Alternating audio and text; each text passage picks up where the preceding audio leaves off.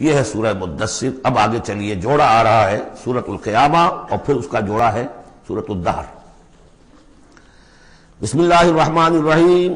لا اقسم بهذا البلد وانت لا اقسم بیوم القیامہ ولا اقسم بالنفس اللوامہ ایحسب الانسان ان لن نجمع عظامہ۔ یہ سورت جو ہے بہت ہی حسین اور بہت منفرد سمجھیے کہ نمائندہ ایک سورت ہے قرآن مجید کی۔ اس کا جو خطاب کا انداز ہے، جو میں نے شروع میں آپ کو جو انٹروڈکٹری لیکچرز دیے تھے، کہ اس کا اسلوب جو ہے وہ خطابت کا ہے۔ قرآن کو ہم کہہ سکتے ہیں کہ it's a collection of divine orations، اللہ تعالیٰ کے خطبات، مجموعہ خطبات الہیہ۔ تو مختلف مواقع پر جیسے کہ خطیب کو خطبہ دیتا ہے تو اس طریقے سے اللہ تعالیٰ نے یہ صورتیں نازل کی ہیں۔ حضور پڑھ کر سناتے تھے تو آپ کا انداز بھی خطیبانہ ہوتا تھا۔ حدیث میں آتا ہے کہ جب آپ خطبہ دیتے تھے تو آپ کی آواز بلند ہو جاتی تھی، اعلیٰ صوتہ احمرت عیناہ، آنکھیں سرخ ہو جاتی تھی، اور آپ اس طریقے سے خطبہ دیتے تھے جیسے کہ کوئی سپہ سالار اپنے فوجیوں کو للکار رہا ہے، بڑھا رہا ہے کہ لڑو اور آگے بڑھو، یہ انداز ہوتا تھا۔ تو اس طرح کا خطبہ اس میں آپ دیکھیں گے ابھی بات ایک طرف ہو رہی ہے، ابھی کسی اور طرف ہو گئی، کبھی کسی تحویل الخطاب، اس کے لیے بہت، پھر یہ کہ 4-6 آیتیں آئیں گی ایک خاص قسم کے آہنگ میں، خاص قسم کے قوافی تو ہم کو نہیں کہنا چاہیے، تو یہ آتے ہیں، وہی انہی حروف پر صورتیں ختم ہو رہی ہیں، وہی سٹائل ہے، پھر وہ سٹائل بدلے گا، پھر 4-6 صورتیں اس دوسرے انداز کی ہوگی، پھر 4-6 تیسرے انداز کی ہوگی۔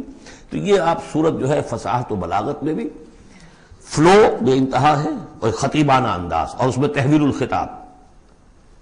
پس منظر میں کیا ہے کہ وہ لوگ ہیں کہ جو انکار کریں کوئی قیامت نہیں ہو سکتی، کیسے ممکن ہے کہ جبکہ انسان مر چکے ہوں گے اور مٹی ہو جائیں گے پھر اٹھا دیا جائے، یہ ممکن نہیں ہے۔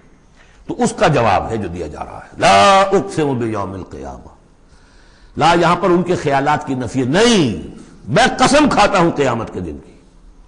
تمہیں شک ہے اور مجھے اتنا یقین ہے کہ میں قسم کھا رہا ہوں قیامت کے دن کی۔ ولا، اور پھر نہیں، اقسم بالنفس اللوامہ، میں قسم کھاتا ہوں نفس لوامہ کی۔ نفس لوامہ کون سا نفس انسان میں جسے ہم ضمیر کہتے ہیں، کانشنس، ملامت کرنے والا بھی۔ مائی کانشنس از بائٹنگ می، میرا ضمیر مجھے ملامت کر رہا ہے۔ کوئی آپ برا کام کرتے ہیں تو ضمیر اندر سے کچھ شے ہے، تو کیوں ہے یہ؟ اگر کوئی نیکی نہیں، بدی نہیں، تو یہ اندر کی خرش کیوں ہو جاتی ہے؟ اور اگر یہ نیکی ہے اور بدی ہے تو کوئی اس کا نتیجہ نکلنا چاہیے کہ نہیں؟ یعنی پہلی آیت جو ہے وہ تو اسی طرح کی ہے جیسے سورہ تغابن میں ہم نے پڑھا تھا، قل بلا وربی لتبعثن ثم لتنبؤن بما عملتم، اس میں دلیل کوئی نہیں ہے، اذعان ہے، ایک شخص اپنے یقین کو دلیل کے طور پر پیش کر رہا ہے، اور یہ اس پر سارا دار و مدار ہے کون شخص ہے؟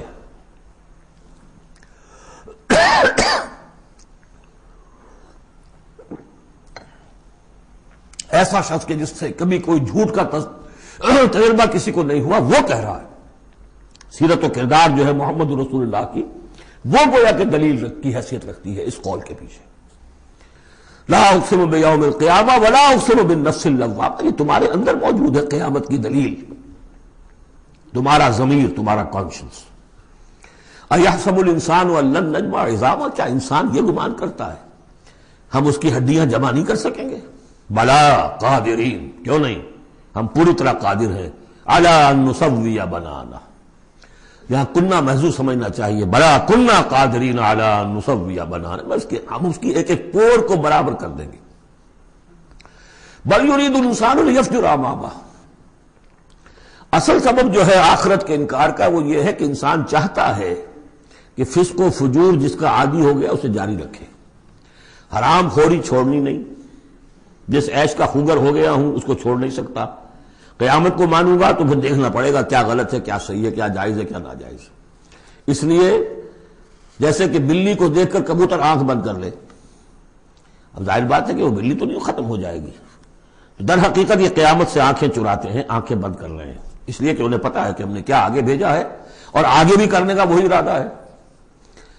بل یرید الانسان لیفجر امامہ یسأل ایان یوم القیامہ، پوچھتا ہے بڑے استہزائی انداز میں، اچھا جی کب ہوگا یہ قیامت کا دن؟ تو جواب بھی اسی انداز میں ہے، یوم ہم علی النار یفتنون کی طرح۔ فرمایا فاذا برق البصر، جب وہ قیامت آئے گی، نگاہیں چدھیا جائیں گی، خسف القمر، چاند بے نور ہو جائے گا، یا یہ کہ چاند دھس جائے گا سورج کے اندر، وجمع الشمس والقمر، اور سورج اور چاند یکجا کر دیے جائیں گے۔ یہ جو ہے کشش ثقل کا جو باہمی ثقل ہے ان کروں کا، اس کے نظام میں ذرا سی کہیں گڑبڑ ہو اور پھر تو یہ سب کے سب ایک دوسرے سے ٹکرائیں گے۔ فَإِذَا بَرِقَ الْبَصَرُ وَخَسَفَ الْقَمَرُ وَجُمِعَ الشَّمْسُ وَالْقَمَرُ يَقُولُ الْإِنسَانُ يَوْمَئِذٍ أَيْنَ الْمَفَرُّ، یہی انسان اس دن کہے گا ہے کوئی جگہ بھاگ جانے کی؟ کلا، نہیں، لا وزر، کوئی ٹھکانہ نہیں ہے۔ اِلَىٰ رَبِّكَ يَوْمَئِذٍ الْمُسْتَقَرُّ، اس دن تو تمہیں اپنے رب ہی کے حضور میں جا کھڑے ہونا ہے۔ يُنَبَّأُ الْإِنسَانُ يَوْمَئِذٍ بِمَا قَدَّمَ وَأَخَّرَ، اور جتلا دیا جائے گا انسان کو اس دن جو کچھ اس نے آگے بھیجا ہوگا، جو پیچھے چھوڑا ہوگا۔ ہم اعمال نیک ہوں یا بد ہوں، اس کا کچھ حصہ آگے بھیج دیتے ہیں اپنی زندگی میں، کچھ اس کے پیچھے جو اثرات چلتے ہیں اس کا حساب بھی بعد میں جاری رہتا ہے۔ وہ ڈیبٹ کریڈٹ جو ہے ہمارے کھاتے میں ہوتا رہے گا۔ تم نے یہ نیک کام شروع کیا تھا، آگے آگے پھیل رہا ہے، تو جو اور اس کام میں شریک ہے ان کا اجر بھی رہے گا، وہ پورا رہے گا، ان کے اجر میں سے کمی نہیں ہوگی، لیکن اتنا ہی حساب آپ کے کام میں بھی درج ہوتا رہے گا۔ اسی طریقے سے کسی نے برا کام شروع کیا تھا، ادھر تک جہاں تک اس کے اثرات جائیں گے تو انسان کو بتا دیا جائے گا یہ تو آپ نے اپنی موت سے پہلے آگے ہی بھیج دیا تھا، یہ تو آپ کے وہ اعمال ہیں، اور یہ ذرا وہ ہے پیچھے اس کے جو اثرات ہیں۔ بل الانسان علی نفسہ بصیرہ، اور انسان کو تو جتلانے کی ضرورت بھی نہیں ہوگی کہ بتایا جائے، ہر انسان کو خود معلوم ہوگا کہ میں کتنے پانی میں ہوں۔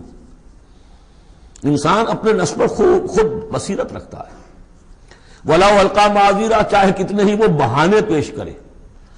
ہوتا ہے کہ انسان کوئی شخص جو ہے بڑا چرب زبان ہے اور وہ اپنے آپ کو بالکل ریشنلائز کر لیتا ہے اپنے طرز عمل کو، میں نے ٹھیک کیا، صحیح کیا، کوئی غلط بات نہیں ہے، عذرات موجود ہیں، تو معترضین کی تو زبان بند ہو جاتی ہے، اب کچھ نہیں کہہ سکتے، لیکن یہ کہ اس کا دل اس کو بتا رہا ہوتا ہے کہ تو جھوٹا ہے۔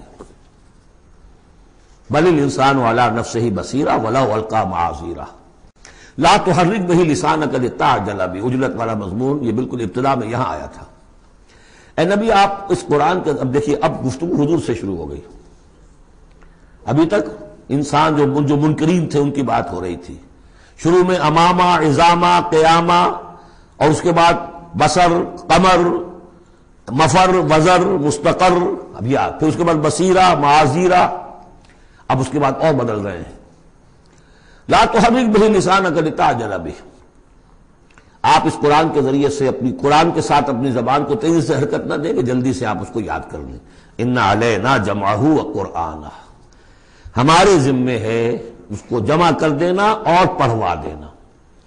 جمع بھی کر دینا کہ اس میں سے کوئی حصہ جو ہے آپ بھولیں نہیں، اور قرآن بھی اس کی ترتیب بھی ہم بتاتے جائیں گے کہ اب جو وہی آئی ہے اس کو کہاں رکھنا ہے، تاکہ اس کی ترتیب معین ہو جائے۔ فَإِذَا قَرَأْنَاهُ فَاتَّبِعْ قُرْآنَهُ، پھر جب ہم پڑھوائیں اس کو جس ترتیب سے اسی کی پیروی کیجیے گا۔ یہ ترتیب وہ ہے ترتیب مصحف جس کے تحت کے قرآن مرتب کیا گیا، اور ہم مانتے ہیں کہ یہ ترتیب نزول کی نہیں ہے، نزول کے ساتھ ہی اللہ تعالیٰ کا حکم آتا تھا کہ اب یہ وہی فلاں جگہ ہوگی۔ ثم ان علینا بیانہ، پھر ہمارے ذمے ہے اس کو واضح کر دینا بھی، جیسے کہ ہم دیکھ چکے ہیں قرآن مجید کی تبیین کرتا ہے۔ سورہ نساء میں دو احکام کے بارے میں آئے گا، یستفتونک، اور حالانکہ وہ حکم آ چکا ہے سورہ نساء میں پہلے، لیکن لوگوں نے سوال کیا تو قل اللہ یفتیکم فی الکلالہ، تو جاؤ اللہ واضح کر دیتا ہے، تم پر ابھی واضح نہیں ہوئی کلالہ کی بات، لوگ واضح کر دیتا ہے۔ تو قرآن کے اندر بھی بعد میں واضح کر دی گئی چیزیں، اور یہ کہ پھر حدیث جو ہے سب سے بڑی شے ہے کہ جو اس کی بیان کرنے والی ہے۔